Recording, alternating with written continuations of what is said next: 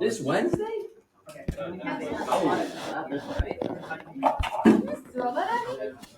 What are we doing? A whole bunch. Three more. Whatever's listed. Three more. It is hot in here. Yeah, it is. Okay, here we go.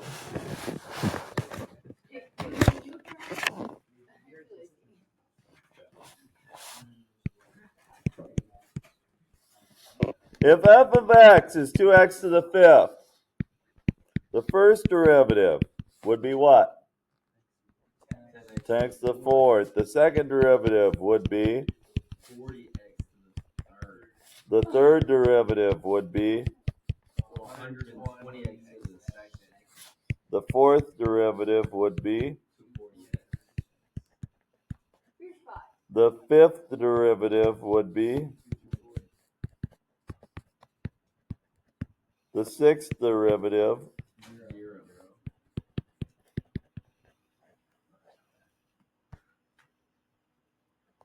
Okay? That's how second derivatives work. Until we get more complicated ones that involve the chain rule. Hey, look at this one involves the chain rule.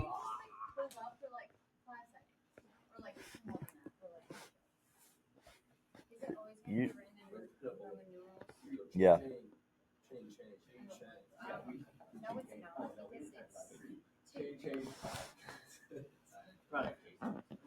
These are Roman numerals on the left side. Oh, not okay. Okay.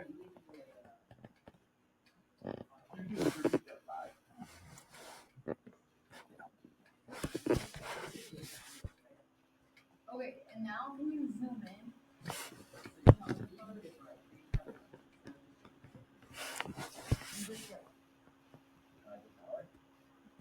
I can't pay attention if I'm writing.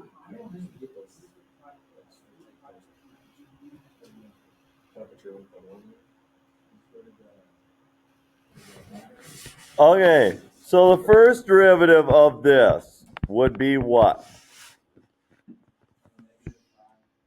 5 parentheses to the times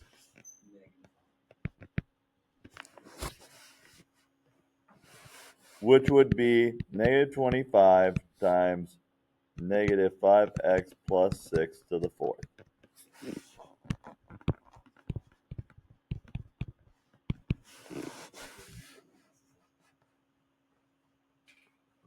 The second derivative.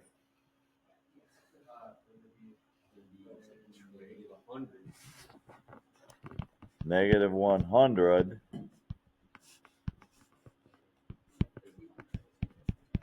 negative 5x plus 6, that doesn't change, to the third power times the negative 5. So the answer is 500 times negative 5x plus 6 to the third power. That was an easy one.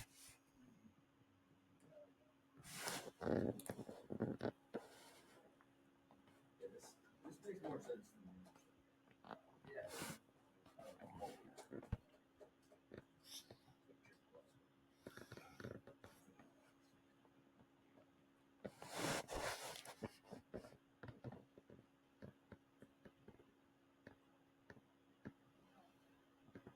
Just waiting for you to be ready.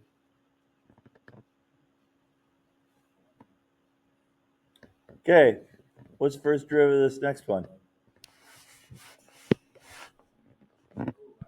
So e to the 7x minus 4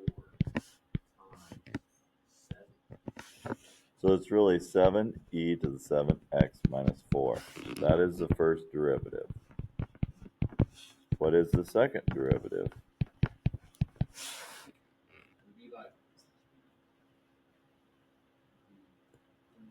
You're overthinking.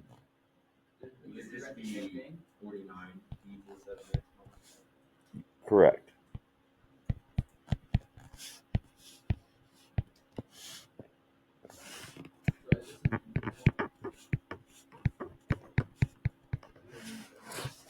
Yeah, you would go on infinitely with this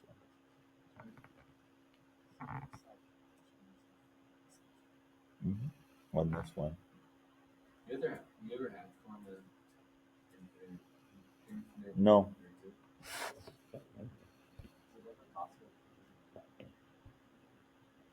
Not to get an answer that makes any sense for these, no.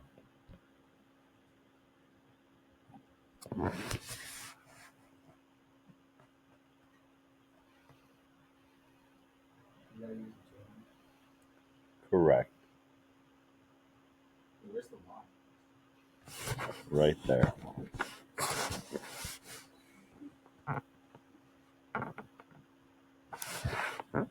So the first derivative equals 5 times,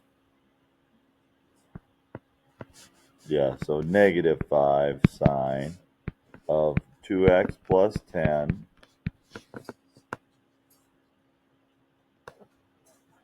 times 2. Thank you. So really the first derivative is negative 10 sine of 2x plus 10. Yeah, sines and cosines are infinite ones. The next one would be negative 20. No, it would be cosine.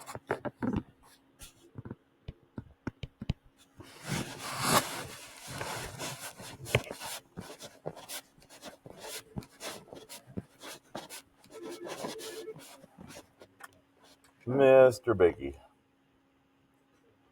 I'm good.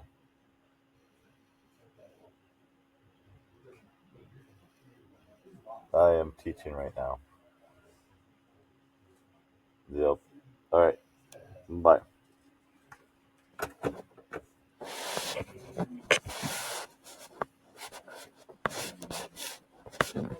So are we comfortable enough to skip a step here? Wait. Would it be? It's just the times 2 thing. Would it be 100? No, it's negative 10. We can't skip a step. Negative 10 cosine of 2x plus 10 times 2. But 5.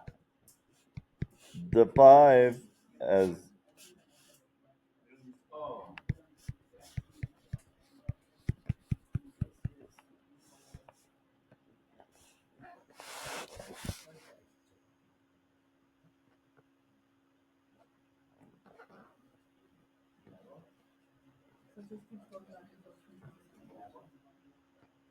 yeah.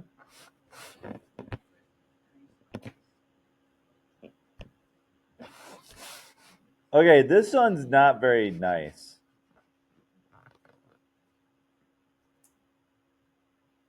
Well, it is not that bad, but I'm just saying. Just be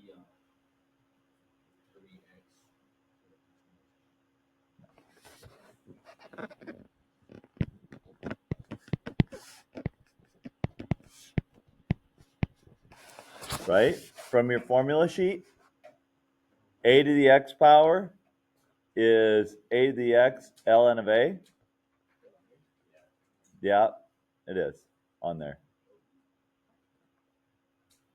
So then how do I take the derivative of that? Product rule. But you wouldn't have to do the product rule. Why not?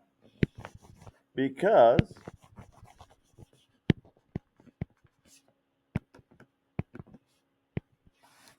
this is really a number just like a coefficient, right? Okay. But we're going to do the product rule just so everybody can see what it looks like. But we wouldn't have to do the product rule.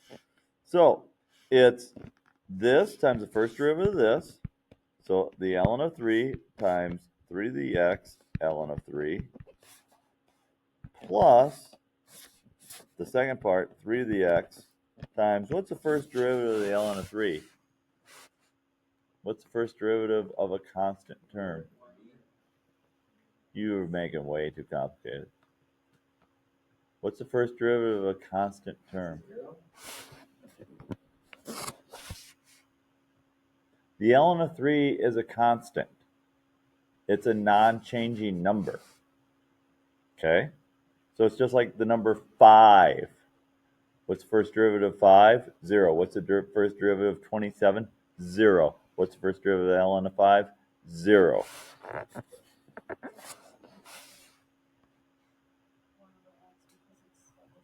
Because it's a 3 instead of an x. It would be 1 over x if it was an x. What if it was like 2x squared? What would it be? 1 over 2x squared with a 4x on top. So it's 4x over 2x squared, which would then be 1 over 2x.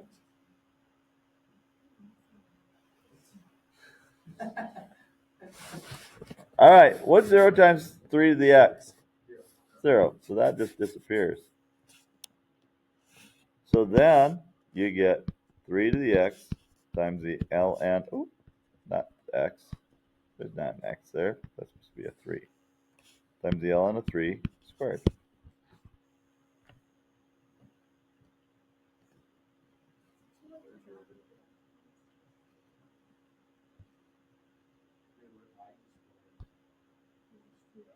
Because there's 2 ln of 3's there.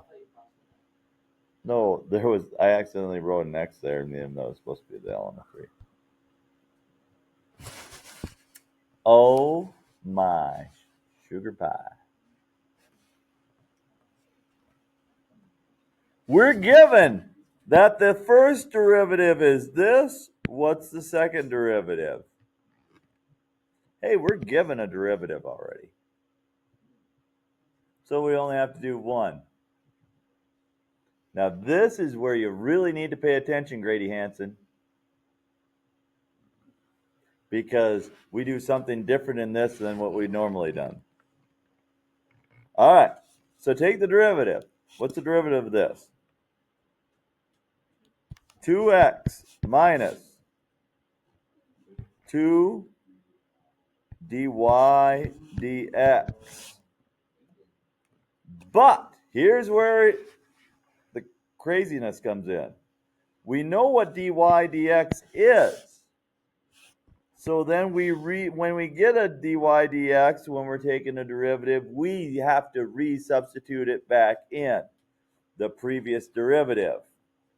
So it's 2x minus 2 times x squared minus 2y, which is 2x minus 2x squared plus 4y.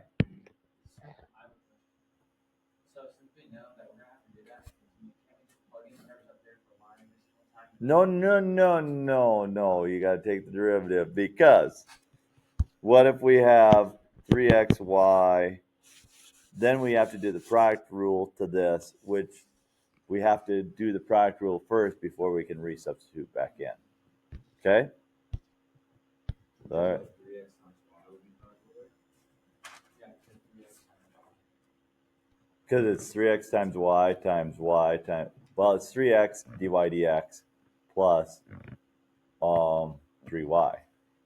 So you wouldn't just plug it in for the y. You only plug it in for the dy dx. Okay, so let's do a problem here. We're going to take the second derivative of this circle.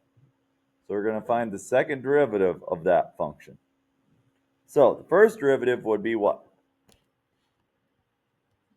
2x plus 2y dy dx equals 0. So then, in the first derivative, when we're doing implicit differentiation like this, what do we always get alone? Dy dx, we always get alone. So move over the 2x, 2y, dy dx equals negative 2x. Then we divide by 2y. So dy dx equals negative x over y. So the slope at 4,3 would be negative 4/3. Everybody see that? Okay. Wait, That's the first derivative. Yep, slope is first derivative. We're not done yet. We're only partway done. Now the second derivative. How do we do the second derivative? Well, d2y dx squared. Why is written like that? Nah, I don't know. But that's how it's written. Second derivative with y with respect to x equals, what rule do we apply? Quotient rule. Y times the first derivative of the numerator, -1, plus a negative, or minus, minus a negative x times the first derivative of the denominator, dy dx, all over y squared. Okay, remember how I said this was -4/3? Yeah. Yep. So I put in the 4 and the 3. Now we just plug and chug. Y is 3 times -1. Minus the negative is plus the positive, plus 4 times -4/3, because we got the -4/3 from right here, from the dy dx, over 3 squared. So it's -3 minus 16/3 over 9. Now doing my little arithmetic thing here. -9/3 minus 16/3 over 9 is -25/3 over 9. We multiply both the top and the bottom by 3 to get rid of the denominator on the top. It's -25/27 is the second derivative. The second derivative tells us concavity. So this would be concave down at that point. And you go, what you talking about, Mr. Bierschbach? I'll let you know in the future what I'm talking about when we talk about concavity. Like this. Oh, I'm just gonna start the screen for the points. I'll just pay for that. That's genuinely what I'm doing. This is only used in certain fields like engineering, Okay. accounting and business. Good thing I'm not going for any of that. Yeah. You still programming?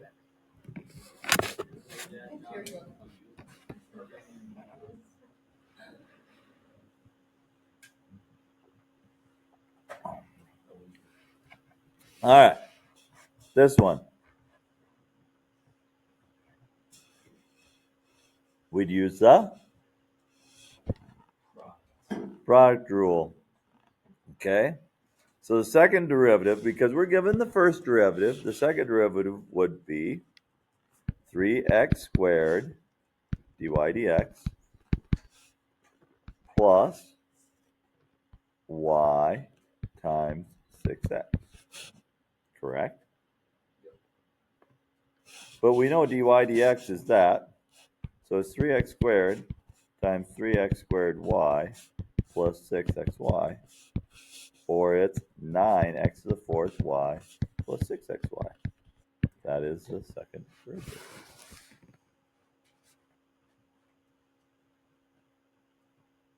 Because we're given the first derivative. So we're just taking the derivative of the derivative and simplifying from there. Okay, do we remember the difference quotient? Those of you who took college algebra had to do the difference quotient, and this is what we learned earlier. I don't know. Ken, if you want. F of x plus h minus f of x all over h. Okay? So, what were we taking what first derivative of what? Well, it's going to be this. Well, it's basically the first derivative of 6 arctan of 1. Because f of x plus h minus f of x over h. So if we take the first derivative of this, what's the first derivative of arctangent? 1 over 1 plus the first part squared. So it's 1 over 1 plus 1 squared, or 1 over 2. So it's 6 times 1 over 2, which is 3. Okay, because everything was given to us right here. That's what your f of x is. No, because it's f of x plus h minus f of x. So f of x plus h, so f of x is basically 2 to the 8 cubed root of 8. Well, this is a what? No.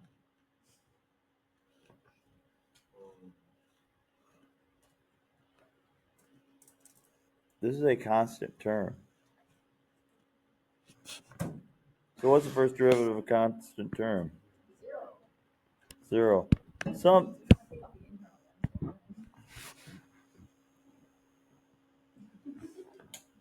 Oh, that I screwed it up. I screwed that up. Sorry, I screwed that up. So the x goes in there. So f of 8 equals 2 times the cube root of x. That's what I should have done. I bet that's the way that first problem should have been, but it still worked out to be the same answer. So don't worry about that. So this is your f of x, but you take out your number and do this to it. So what's the first derivative of that function? Because this is really x to the 1/3. So it's 2/3 x to the negative 2/3, or 2 over 3 times x to the 2/3 power. So if we put in 8, what's 8 to the 2/3 power? The cube root of 8 is 2. 2 squared is? So it's 2 over 3 times 4, which is 2 over 12, which is 1/6.